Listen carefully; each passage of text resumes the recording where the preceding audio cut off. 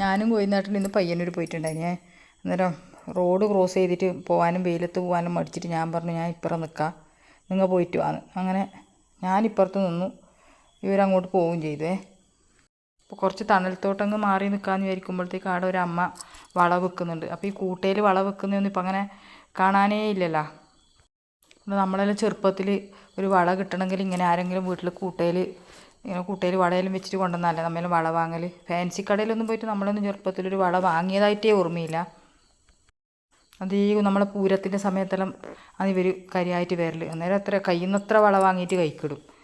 Fancy കടയിലൊന്നും പോയിട്ട് വള വാങ്ങുന്നൊരു ചരിത്രമേ ഇല്ലയെന്ന് തോന്നുന്നു. അന്നേരം എനിക്കൊന്ന് ഞാൻ തന്നെ ഒരു 13-14 വയസ്സെല്ലാം ആയപ്പോൾ ഞാൻ തോന്നുന്നു ഒരു ഫാൻസി കടയിൽ പോയിട്ട് വള വാങ്ങിയത്. പിന്നെ ഇവർക്ക് എനിക്ക് തോന്നുന്നു രാവിലെ ആയതുകൊണ്ടൊന്നും കച്ചവടമൊന്നും ആയിട്ടില്ലാന്ന് തോന്നുന്നു. ഞാൻ എന്തായാലും വള വെക്കാൻ പോയിട്ടാണ് ഭയങ്കര സന്തോഷമായി കേട്ടോ ഇവർക്ക്. അപ്പോൾ വളരെ കളറൊന്നും ഞാൻ സെലക്ട് ചെയ്തിട്ടാട്ടാ. അപ്പോഴത്തേക്ക് തന്നെ ഇവർ വേഗം കറുത്ത വള എടുത്തിട്ട് ഇട്ട് വന്നു. എന്നിട്ട് പറഞ്ഞു കറുത്ത വളയാണ് എനിക്ക് നല്ലോണം ചേരൽ. എന്നാൽ പിന്നെ കറുപ്പെങ്കിൽ കറുപ്പാവട്ടെ എന്ന് ഞാനും വിചാരിച്ചു. ഞാൻ ഇവരോട് ചോദിച്ചപ്പോൾ പറഞ്ഞതെന്ന് വെച്ചാൽ ഇപ്പോൾ വീട് തോറൊന്നും മുമ്പത്തെ പോലെ ഒന്നും വിൽക്കാൻ പോയില്ല.